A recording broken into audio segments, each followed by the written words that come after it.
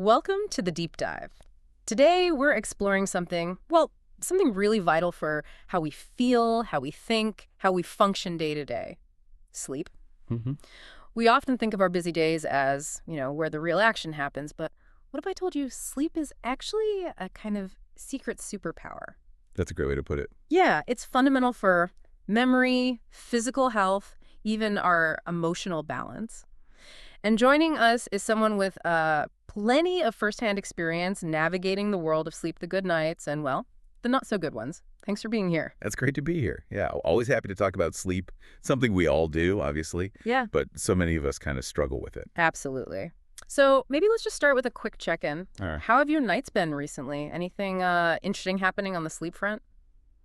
Well, it's been a bit of a mixed bag, honestly. Mm-hmm. Some nights are great. I drift off easily, wake up feeling pretty refreshed. Nice. But then, yeah, there are those other nights where I just toss and turn for what feels like forever. Oh, the worst. Yeah, and the next day is it's a series of yawns and basically needing way too much coffee. So definitely up and down. Those are perfect words for it. So just for everyone listening, toss and turn. As when you're moving around a lot in bed, can't Yep. get comfortable, can't sleep. Nicholas. Like, I tossed and turned all night worrying about that exam and yawning. Well, we all know that one, opening your mouth wide when you're tired or bored. Yeah, stop sometimes. Right. The lecture was so long, I couldn't stop yawning. And up and down just means inconsistent, sometimes good, sometimes bad. Like, my energy levels have been really up and down this week. That sums it up perfectly. And yeah, that inconsistency is really frustrating when you just want to feel good. For sure.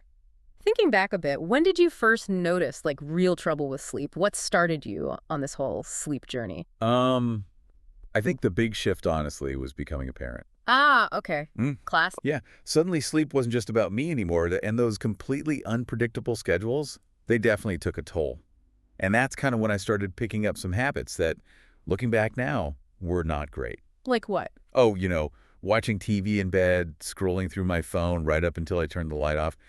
It felt like relaxing at the time. Right. You think you're winding down? Exactly. But now I get that it was doing the exact opposite. It's such a common trap, isn't it? Thinking those screens are helping. It really is.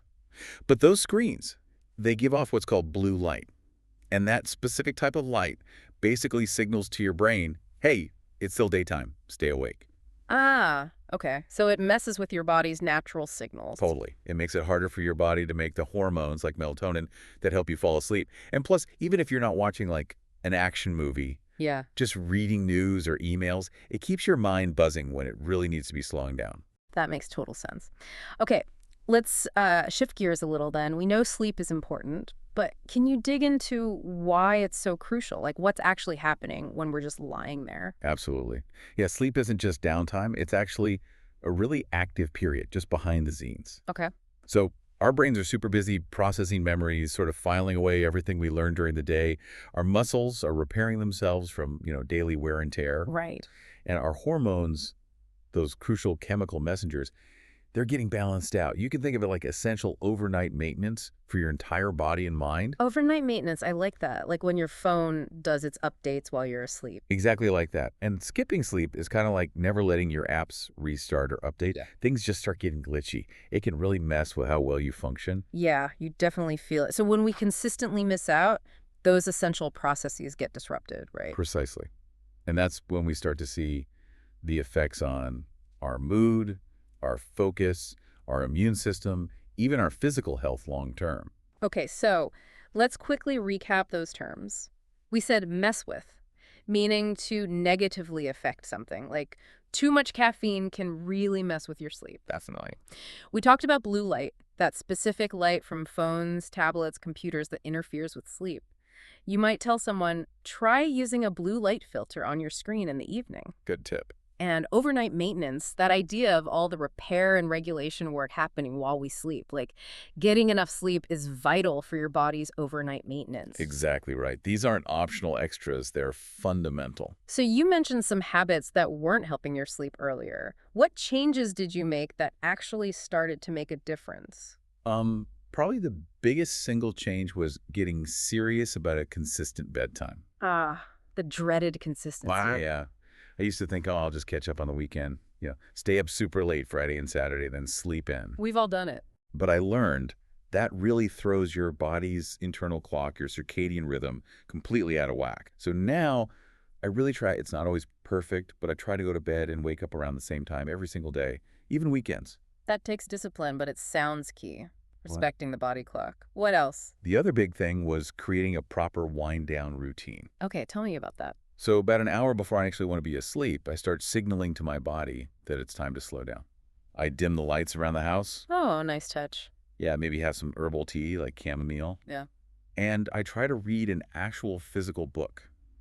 Nothing on a screen. And definitely no work emails, no checking the news, no intense TV shows right before bed. So it's like creating a buffer zone. Day mode off, sleep mode starting to load. Exactly. Because sleep isn't just like flipping an on-off switch, you know? Yeah. It's more like you need to shift gears mentally and physically. You can't just slam on the brakes after going full speed all day. That routine helps ease the transition. Okay, let's pause on those phrases too.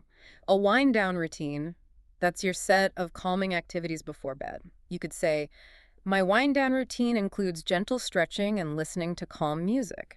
To dim the lights means making them softer, less bright.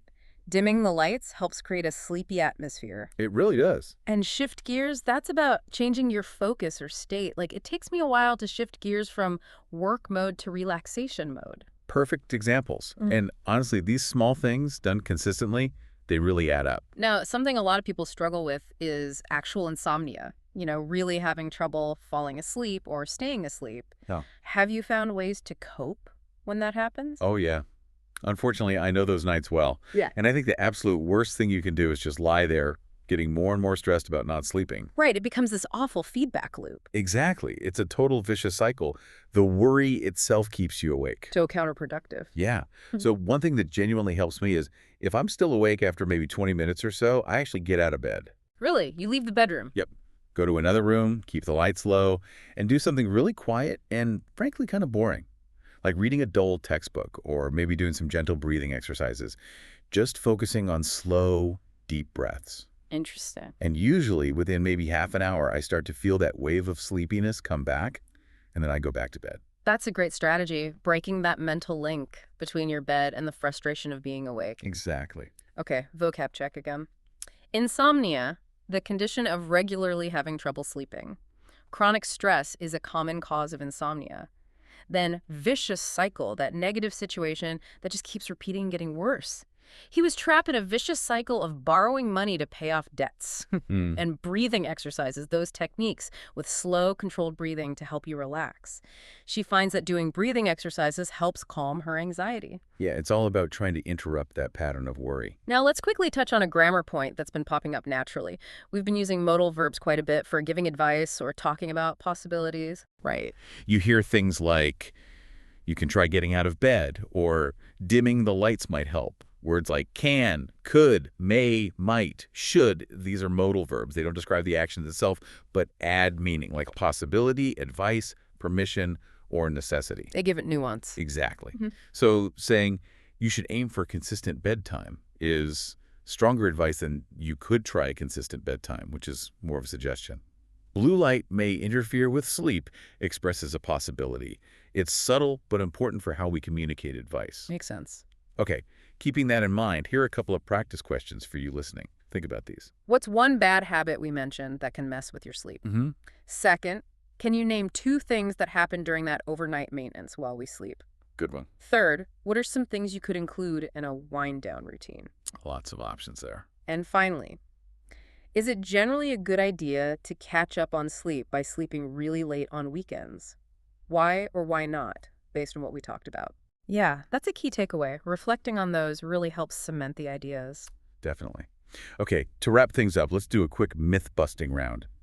Myth or fact, you can just catch up on all your lost sleep over the weekend. Big myth.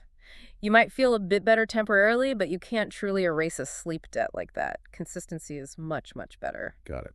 Okay, next. Older people just need less sleep. Myth or fact? Mostly a myth. Their sleep patterns might change, become lighter or more broken, but the actual need for sleep, around 7 to 8 hours, generally stays the same for most adults. Interesting. Last one. Watching TV helps you fall asleep faster. Tricky one. Maybe it feels like it helps sometimes because it distracts you. But it's mostly a myth because that blue light and the mental stimulation actually hurt your sleep quality in the long run. Right, short-term gain, long-term pain, potentially. Exactly. Fantastic. This has been so insightful. Thank you so much for sharing all this practical advice and your own experiences. All my pleasure. I really hope this deep dive helps everyone listening get some more restful nights. Sleep well. Absolutely. Remember, everyone, your sleep isn't a luxury. It's not wasted time. It truly is that secret superpower. Protect it, prioritize it. Give yourself permission to rest. And maybe think about just one small thing, one tiny adjustment you could try tonight for better sleep. What might that be for you? Great final thought. Sweet dreams, everyone.